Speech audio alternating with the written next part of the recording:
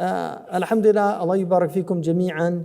And remember also, ثمانية تجري على الناس كلهم ولا بد للإنسان يلقى ثمانية سرور وحزن اجتماع وفرقة.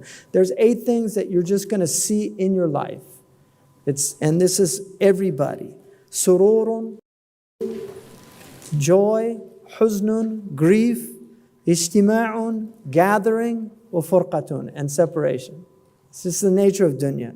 ويسر وعسر ثم سقم وعافية. Ease and hardship, health and ill and ailment. That's dunya. So just it's God that's revealing Himself to you in all those situations. In your joy, in your grief, in your gatherings, in your separations, in your ease, in your hardship, in your health, and in your ailment. It's all from God. And so when you're in joy, be grateful. When you're in grief, have patience. When you're in gatherings, feel blessed. When you're separating, again, patience. Right? When it's hard, be patient. When it's easy, be grateful. When you're healthy, be thankful. They say, the Arabs have a beautiful saying. They say, "Al-afiyatu tajun ala ru'us al-sihha la yarahu ila al-marda."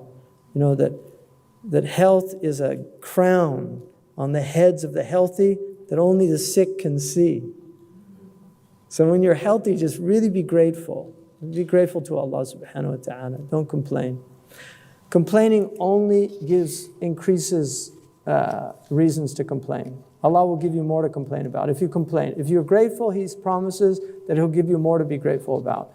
And the Davis study on gratitude is amazing. It took depressed people, they had them write every day things that they were grateful for, and over time, it really helped ease their depression.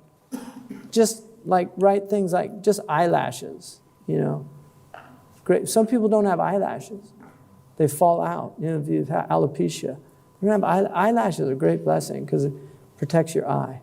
Right? Some people, they don't have just the moisture in the eye. They have to take drops all the time because they have dry eye. It's horrible. People have dry mouth.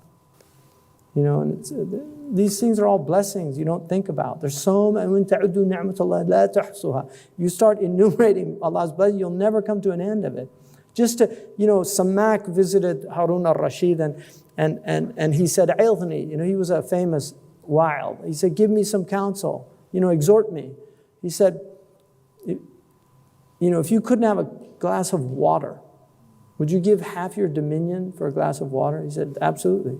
He said, and after you drank it, if you couldn't urinate it out, would you give the other half to get it out? He said, absolutely.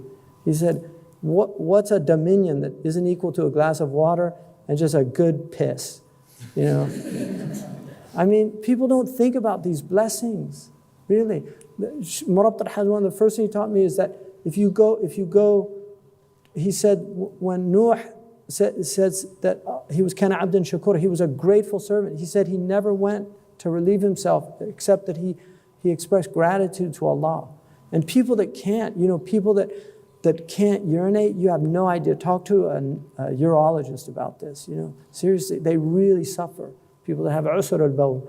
You know, just to be able to do that is such a blessing. To be able to just all these basic things that we just take for granted from Allah subhanahu wa ta'ala. So just being grateful to Allah.